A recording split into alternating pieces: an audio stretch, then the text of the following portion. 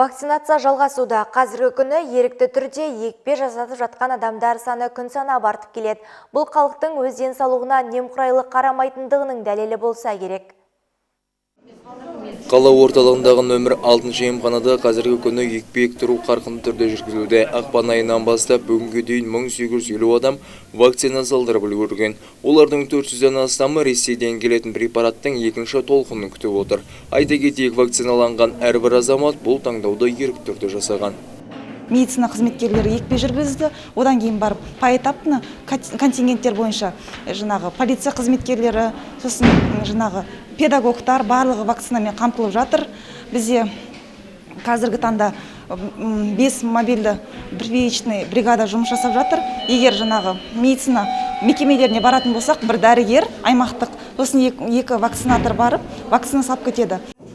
Алғашқы кездерде мұғалімдер мен дәрігерлер, полицейлер мен мемлекеттік мекеме басшылары екпе ектірген болса, қазіргі кезде қала тұрғындары бұл процедураға белсенді түрде келуде.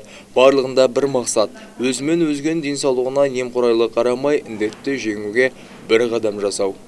Бүгін вакцинаны емханаға келіп, вакцина алдым. Вакцина сәтті өтті. Барлық халықты осы індеттің алдын алу үшін вакцина алуға шақырамын.